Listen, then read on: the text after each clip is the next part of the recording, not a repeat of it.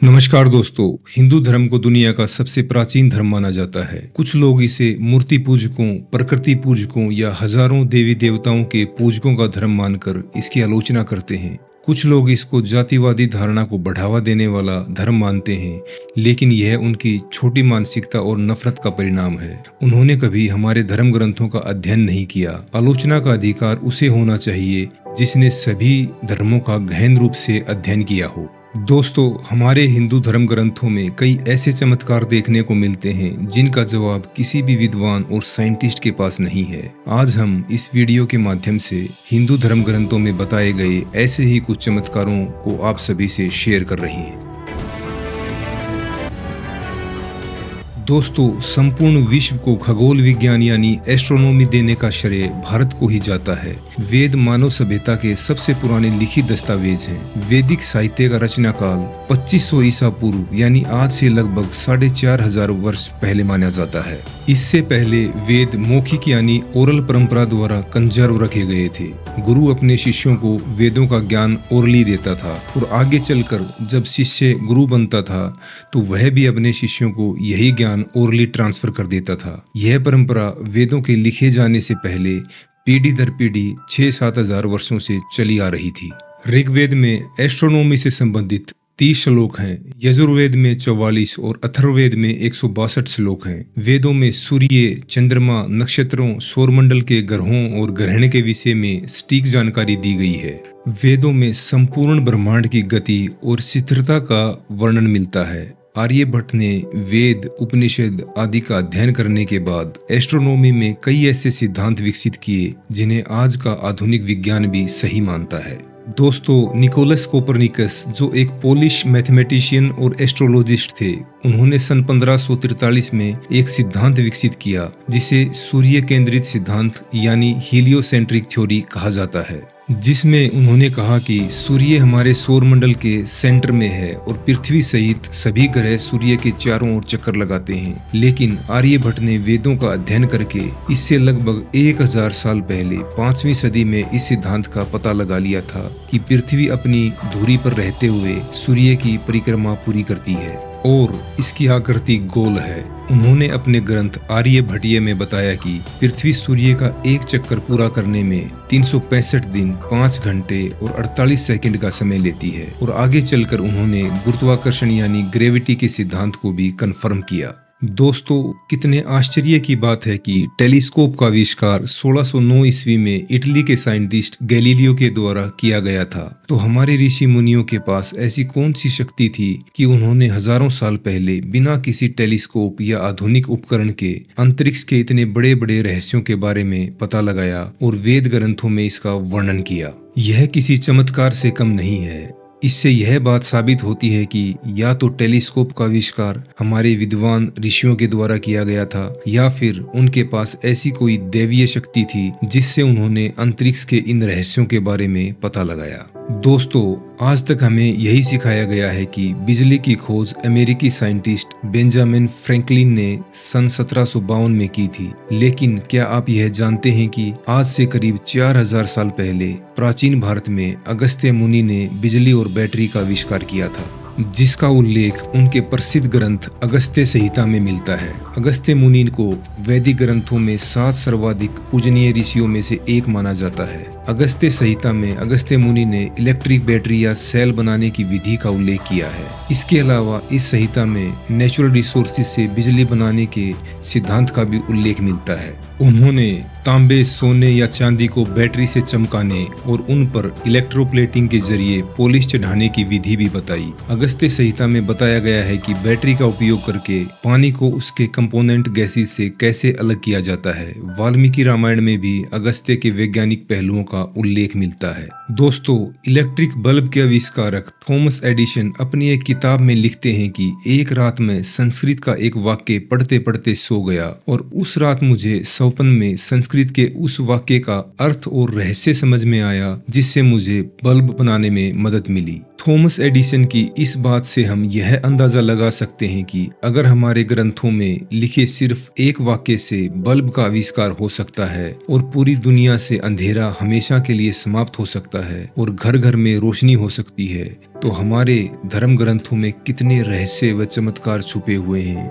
इसका अंदाजा लगाया जा सकता है। दोस्तों, आज हमें यही पढ़ाया जाता है कि हवाई जहाज का आविष्कार अमेरिकी साइंटिस्ट्स ऑरविल राइट और विल्बर राइट नामक दो भाइयों ने 17 दिसंबर 1903 को किया था। उन्होंने राइट फ्लायर नामक एक मोटर से चलने वाली हवाई जहाज का निर्माण किया था, जो पहली बार 4 सेकंड के लिए हवा में उड़ने में सफल रहा था। लेकिन क्या आप जानते हैं, आज से लगभग 2400 साल पहले भारतीय ऋषि भारद्वाज ने विमान शास्त्र नामक ग्रंथ में विमान बनाने की विधियों और सिद्धांतों का वर्णन किया था, जिसमें 500 प्रकार के विमानों का उल्लेख है। उन्हें 32 तरीकों से बनाया जा सकता था। ऋषि भारद्वाज ने यंत्र सर्वस्व नामक ग्रंथ लिखा था, जिसमें विमान शास्त्र का भी एक चैप्टर है। इस ग्रंथ में विमान की परिभाषा दी गई है, जिसमें बताया गया है कि विमान पक्षियों के समान वेग से उड़ने वाले होते हैं। इसमें विमान के स्पेयर पार्ट्स, फ्यूल, इंस्ट्रूमेंट्स और उन्हें बनाने के लिए इस्तेमाल होने वाली मेटल्स का भी वर्णन मिलता है। इसके अलावा इस ग्रंथ में विमान को उड़ाने की कला के बारे में भी बताया गया है। इस ग्रंथ में प्राचीन विमान शास्त्र से जुड़े 25 ग्रंथों की सूची भी दी गई है। विमान शास्त्र में यह भी बताया गया है कि प्राचीन भारतीय ग्रंथों में वर्णित विमान रॉकेट की रफ्तार से उड़ते थे। इस तथ्य से हम यह अंदाजा लगा सकते हैं कि ऋषि भारद्वाज के समय से काफी पहले भी हमारे यहाँ विमान होते थे। नासा ने भी इस ग्रंथ के बारे में रिसर्च की है और इसका फायदा उठाकर बड़े बड़े इनोवेशन किए हैं। भारतीय महान विद्वान शिवकर बापूजी तलपदे ने 1895 में ऋषि भारद्वाज के द्वारा रचित विमान शास्त्र ग्रंथ का अध्ययन करके सबसे पहला विमान बनाया था, जिसे वे सफलतापूर्वक 1500 फुट की ऊंचाई तक भी ले गए थे। लेकिन उन्हें इस अचीवमेंट का क्रेडिट आज तक भी नहीं मिला है। आज भी हवाई जहाज का आविष्कारक अमेरिकी साइंटिस्ट्स ऑरविल राइट और विल्बर राइट को ही माना जाता है। दोस्तों, आज जब टीवी पर रामायण और महाभारत सीरियल्स में जब उड़ने वाले विमान दिखाए जाते हैं, तो उन्हें देखकर कुछ फुलिश लोग मजाक उड़ाते हैं कि विमान का आविष्कार तो लगभग 120 साल पहले हुआ है, तो इन टीवी सीरियल्स में हजारों साल पहले उड़ने वाले विमान कैसे दिखाए हैं। ऐसे लोगों को ऋषि भारद्वाज के द्वारा रचित विमान शास्त्र ग्रंथ को जरूर पढ़ना चाहिए। दोस्तों, हमें यही पढ़ाया गया है कि गुरुत्वाकर्षण के नियम यानी लॉ ऑफ ग्रेविटेशन की खोज आइजैक न्यूटन ने सन 1687 में की थी, जिसे उन्होंने अपनी पुस्तक प्रिंसिपिया मैथमेटिका में प्रकाशित किया था। लेकिन इससे सदियों पहले 1150 ईस्वी में भारतीय विद्वान भास्कराचार्य ने अपने ग्रंथ सिद्धांत शिरोमणि में गुरुत्वाकर्षण के नियम के बारे में लिखा था कि पृथ्वी भारी वस्तुओं को अपनी ओर खींचती है। पृथ्वी में एक विशिष्ट शक्ति है जो आकाशीय पदार्थों को अपनी ओर खींचती है। वो आगे लिखते हैं कि जब आकाश में समान ताकत चारों ओर से लगे तो कोई कैसे गिरे, अर्थात आकाश में ग्रह अनसपोर्टेड रहते हैं, क्योंकि वहां पर अलग अलग प्लैनेट्स की ग्रेविटेशनल पावर्स इनके बीच बैलेंस बनाए रखती है। इसके अलावा भास्कराचार्य ने मैथमेटिक्स, एस्ट्रोनॉमी और एस्ट्रोलॉजी में भी कई इनोवेशंस किए थे। पूर्व इसरो चेयरमैन जी माधवन नायर के मुताबिक आर्यभट्ट और भास्कराचार्य जैसे एस्ट्रोनॉमर्स को ग्रेविटेशनल पावर्स की जानकारी आइजैक न्यूटन से पहले से ही थी। वहीं अमेरिका की साइंस मैगजीन में एडिटर रहे डिक टेरेसी की किताब ancient root of modern sciences के मुताबिक न्यूटन से 3400 साल पहले हिंदुओं के ऋग्वेद में यह बताया गया है कि पूरा ब्रह्मांड ग्रेविटेशनल पावर से आपस में जुड़ा हुआ है। दोस्तों, कितने आश्चर्य की बात है कि हजारों साल पहले बिना किसी वैज्ञानिक उपकरण के हमारे ऋषि मुनियों ने यह पता लगा लिया था कि धरती बिना किसी सपोर्ट के ग्रेविटेशनल पावर्स की वजह से टिकी हुई है। यह किसी चमत्कार से कम नहीं है। आज भी हमारे बीच ऐसे महानुभाव मौजूद हैं जो यह मानते हैं कि धरती शेषनाग के फन पर या फिर किसी बैल के सींगों पर टिकी हुई है। कुछ लोगों का मानना है कि धरती स्थिर है और सूर्य और चंद्रमा इसके चारों ओर चक्कर लगाते हैं। ऐसे लोगों को हमारे महान धर्म ग्रंथों से कुछ सीखना चाहिए। दोस्तों, परमाणु बम का आविष्कार जे रॉबर्ट ओपनहाइमर के नेतृत्व में अमेरिका में ही हुआ था और पहला परमाणु बम का परीक्षण 16 जुलाई 1945 को अमेरिका में ही किया गया था। यह परीक्षण सफल हुआ और इसके लगभग एक महीने से भी कम समय के अंदर अमेरिका ने जापानी शहरों को टारगेट किया। पहले 6 अगस्त 1945 को हिरोशिमा हिरोशिमा पर और फिर 9 अगस्त 1945 में नागासाकी पर 2 परमाणु बम गिराए गए। यह बेहद हॉरिबल और डेंजरस अटैक था जो आज तक इतिहास के काले पन्नों पर दर्ज है। लेकिन दोस्तों, क्या आप जानते हैं कि आज से करीब 2600 साल पहले हुए भारतीय ऋषि कणाद को एटॉमिक थ्योरी का जनक माना जाता है, क्योंकि उन्होंने प्राचीन भारत में ही परमाणु के अस्तित्व और उसके गुणों का वर्णन किया था, जो मॉडर्न एटॉमिक थ्योरी से काफी मिलता जुलता है, जिसका वर्णन उन्होंने अपने ग्रंथ वैश्विक सूत्र में किया था। उन्होंने कहा कि सभी पदार्थ माइक्रो, इनडिवाइजिबल और अविनाशी कणों से बने होते हैं, जिसे उन्होंने परमाणु या अणु कहा। उन्होंने कहा कि किसी भी वस्तु के एक सीमा तक छोटे छोटे टुकड़े किए जा सकते हैं, उस सीमा के आगे और टुकड़े नहीं किए जा सकते। महर्षि कणाद ने परमाणु को ही अंतिम तत्व माना। उन्होंने यह भी बताया कि एक प्रकार के 2 परमाणु संयुक्त होकर एक दिणुक का निर्माण करते हैं। इसी दिणुक को आज की साइंटिफिक लैंग्वेज में बाइनरी मॉलिक्यूल कहते हैं। उन्होंने यह भी कहा कि अलग अलग पदार्थों के परमाणु भी आपस में संयुक्त हो सकते हैं। उनके इस सिद्धांत के आधार पर परमाणु यानी एटम बम का इनोवेशन हुआ है। आज रिसर्च के बाद कई साइंटिस्ट यह मानते हैं कि महाभारत के युद्ध में भी परमाणु बम का प्रयोग हुआ था। फेमस राइटर डॉक्टर पद्माकर विष्णुवर्तक अपनी बुक स्वयंभू में इस बात का उल्लेख करते हैं कि महाभारत के समय जो ब्रह्मास्त्र का प्रयोग किया गया था, यह परमाणु बम के ही समान था। उनके अनुसार ब्रह्मास्त्र एक परमाणु हथियार था जिसे देवी हथियार कहा जाता था। जो व्यक्ति इस अस्त्र को छोड़ता था वह इसे वापस लेने की क्षमता भी रखता था। महाभारत के युद्ध में अश्वत्थामा अपने पिता गुरु द्रोणाचार्य की हत्या का बदला पांडवों से लेना चाहता था, इसलिए उसने पांडवों पर ब्रह्मास्त्र का प्रयोग किया था, जिसके परिणाम स्वरूप लाखों लोग मारे गए थे। महर्षि वेदव्यास ने महाभारत ग्रंथ की रचना लगभग 5100 साल पहले की थी। महाभारत में सौप्तिक पर्व के अध्याय 13 से 15 तक ब्रह्मास्त्र के इस्तेमाल के बाद होने वाले नुकसान को बताया गया है। ये नुकसान ऐसे ही हैं जैसा कि वर्तमान में न्यूक्लियर बम को छोड़े जाने के बाद घटित होते हैं। इसमें वेदव्यास लिखते हैं कि जहां ब्रह्मास्त्र गिरता है वहां 12 सालों तक जीव जंतु, पेड़ पौधे आदि की उत्पत्ति नहीं होती है और इसके आसपास के एरियाज में रहने वाली प्रेग्नेंट लेडीज के बच्चे गर्भ में ही मर जाते हैं। जापान के हिरोशिमा और नागासाकी में न्यूक्लियर अटैक के बाद यही सिमिलर घटनाएं देखने को मिली थी। यहाँ रेडिएशन फॉल आउट होने के कारण सभी प्रकार के जीव जंतु, पेड़ पौधे नष्ट हो गए और यहाँ आने वाले 12 सालों तक अकाल पड़ा और प्रेग्नेंट लेडीज के बच्चे गर्भ में ही मर गए। इस बात के प्रमाण सिंधु घाटी सभ्यता के प्राचीनतम शहरों मोहनजोदाड़ो और हड़प्पा में चल रही खुदाई से भी मिले हैं। यहाँ खुदाई के दौरान ह्यूमन स्केलेटन्स मिले हैं जो कि लगभग 5000 से 7000 वर्ष पुराने हैं। इनके अध्ययन से यह पता चला कि इनकी मृत्यु एक्सट्रीम हीट और रेडिएशन की वजह से हुई थी,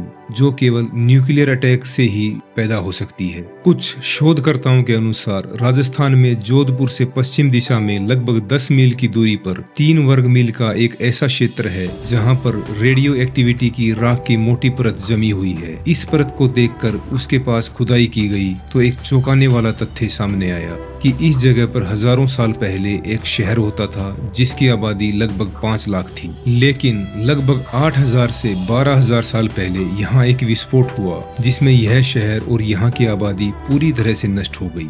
यह विस्फोट आधुनिक युग में जापान में हिरोशिमा और नागासाकी पर हुए परमाणु अटैक से एकदम मेल खाता है और इस बात को प्रूव करता है कि प्राचीन भारत में न्यूक्लियर बम और इससे भी घातक हथियार मौजूद थे। इसके अलावा मुंबई से उत्तर दिशा में लगभग 400 किलोमीटर दूरी पर स्थित लगभग 2154 मीटर का सर्कल शेप में एक विशालकाय गड्ढा मिला है। शोधकर्ताओं के अनुसार यह लगभग 50,000 वर्ष पुराना है। इस गड्ढे की रिसर्च से पता चलता है कि प्राचीन काल में इस जगह न्यूक्लियर अटैक हुआ था। आधुनिक काल में जे रॉबर्ट ओपनहाइमर ने गीता, महाभारत और प्राचीन भारतीय ग्रंथों का गहन अध्ययन किया और इसमें छुपे ज्ञान का लाभ उठाकर उन्होंने न्यूक्लियर बम बनाया और ओपनहाइमर ने अपने इस मिशन का नाम ट्रिनिटी यानी त्रिदेव रखा था। उन्होंने भगवत गीता को अपनी फेवरेट बुक माना। इस बुक को पढ़ने के लिए उन्होंने सबसे पहले प्राचीन संस्कृत लैंग्वेज सीखी क्योंकि वो भगवत गीता की ट्रांसलेटेड कॉपी की बजाय उसके मूल स्वरूप को ही पढ़ना चाहते थे।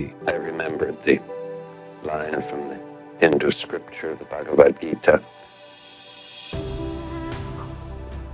Vishnu